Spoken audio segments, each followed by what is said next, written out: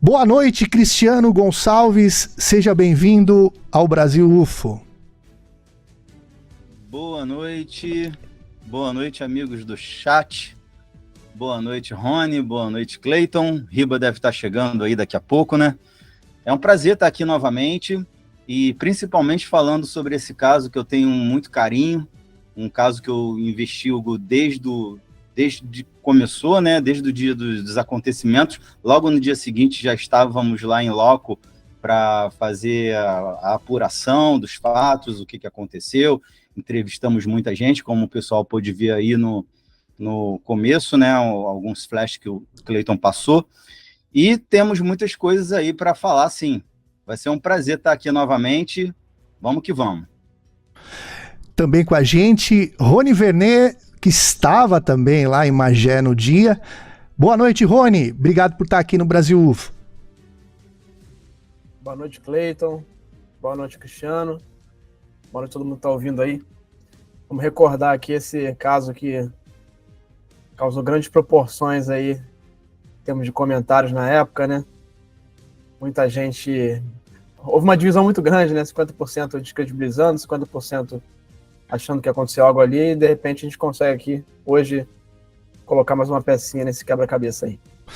Lembrando que hoje, né, a intenção é essa mesmo, né? Tem um pessoal que acredita, e tem o pessoal que não acredita, e tem o pessoal do meio aí, né, que não sabem para que lado, porque temos que lembrar que nunca um caso desse tipo vai ser confirmado por militares, né? Claro. Então, já é o papel do militar tirar o foco, né, do assunto. Então, provavelmente, não contem nesse sentido com informações, mas não existe informação oficial dos militares, e nunca terá, né? Então, por isso que daqui a pouco também a gente vai ouvir opiniões contrárias, que também servem, né, para quem estiver ouvindo tirar as suas próprias conclusões, né? E mais uma vez, antes da gente continuar no assunto, lembrando que esse documento eu vou disponibilizar aqui no primeiro comentário desse vídeo aqui, vou disponibilizar para você fazer o download lá da Stargate Brasil, que você pode fazer o download e ler com calma, né? Tudo que foi falado ali pelo Jay. E mando mais uma vez um abraço ao Jay e o pessoal que participou desse projeto aí de Magé, pela gentileza, né, de ter feito isso pra gente. Lembrando que dia 2 eles estarão aqui, 2 de junho. Cristiano Gonçalves, enquanto a gente espera o Riba Menezes, por que você acha que existe tanta... você acha que essas provas que o pessoal pede tanto, você acha que um dia vai aparecer? Bom, é difícil. A gente tem como exemplo aí o caso de Varginha. Engraçado que a maioria dos pesquisadores que são contra os fatos que a gente trouxe, né, sobre Magé, eles aprovam o de Varginha. Caso que eu considero verídico também. Não estou dizendo, não. Mas aí eles são do contra, né? Assim, com relação ao caso de Magé. Aí a gente fica assim na dúvida. Teve já até uma pergunta no próprio chat, que eu andei dando uma olhadinha ali no chat, que já está meio polêmico já, e a pessoa até perguntando lá se esses ufólogos até renomados, né, que foram contra aí, se tem sentido algum sentido eles terem algum argumento que possa solidificar a posição deles, né? E não tem, tá? Eles não têm, parece que realmente eles negam o acontecimento ufológico em Magé, porque o que a gente está colocando aqui não é que caiu um disco voador cheio de alienígenas em Magé. O que a gente está colocando aqui é que algo estranho e de cunho ufológico sim aconteceu em Magé. É o que a gente sempre colocou, desde o começo. E que as nossas investigações mostraram que sim, a probabilidade de ter caído um OVNI em Magé é grande, é muito grande. É por isso que eu sempre falo que na ufologia a gente nunca trabalha batendo martelo ou dizendo que, a não ser que você tenha provas. Se você tem provas, você pode chegar e afirmar e bater um martelo. Agora, desde que você não tenha uma prova cabal, mas que você tenha evidências que mostram a probabilidade de algo, você pode falar e pode colocar bem explícito essa questão, que diante das nossas investigações, a probabilidade é muito grande de sim ter acontecido isso ou aquilo. Então, é sempre nisso que eu trabalho.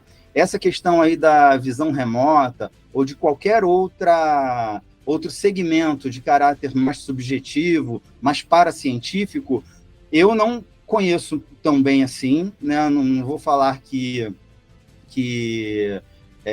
seja viagem, porque eu não conheço, tecnicamente falando, não conheço muito do assunto. Mas eu acho que qualquer coisa que venha a ajudar na nossa pesquisa, na avaliação, na apuração, qualquer coisa é bem-vinda, até no campo esotérico, do campo espiritualista. A gente não pode usar essas informações como prova, claro que não. E nem para solidificar ou para bater o martelo de qualquer forma que seja. Mas que toda essa parte paracientífica ela é bem-vinda na ufologia para a gente poder, de repente, atravessar um pouco o campo limitado que a gente tem quando a gente trabalha só com ciência. A gente tem uma limitação. Então, se você quer passar um pouco desse limite e ter o seu horizonte um pouco mais ampliado, você pode, sim, ouvir o que o esoterismo tem a dizer, o espiritualismo, a visão remota. Você pode ouvir e pode guardar isso para você. De alguma forma, de repente, pode vir a ajudar a corroborar com alguma coisa dos seus dados científicos que você está trabalhando, tá? Então, nesse sentido, pode. Nesse sentido, a paraciência ajuda. Só não ajuda quando vem as viagens de maionese, porque, infelizmente, com o avanço da tecnologia, no caso de Magé, teve uma enxurrada de viagens de maionese. E o que aconteceu? Essas viagens acabou alimentando o posicionamento dos céticos.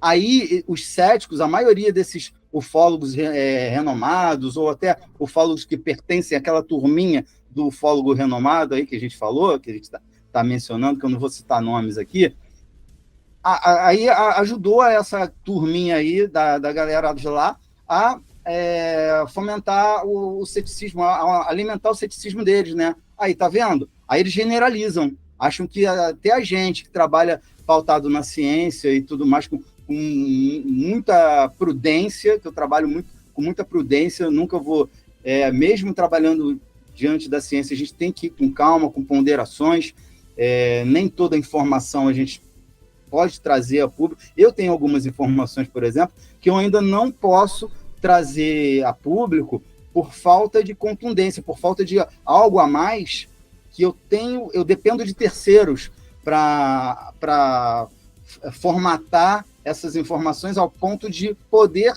trazer ao público. Então, quer dizer, é por isso que muitas coisas demoram. Você vê Varginha, quanto tempo demorou para aparecerem novas coisas, né? E Magé está indo pelo mesmo caminho. E olha que o caso de Magé, ele foi muito melhor acobertado. Eles aprenderam com os erros de Varginha, né? Magé teve um acobertamento impecável, tá? Mas mesmo vai catucando aí pelas arestas e vai trazendo algumas coisas. E é o que eu pretendo fazer aqui hoje, trazer, além de recapitular, ainda temos aí algumas coisas que podem somar com aquilo que a gente já tem aqui. Tá. O Rony, hoje você é um dos pesquisadores, ufólogos aí que mais tem contato com os americanos, mexicanos, né?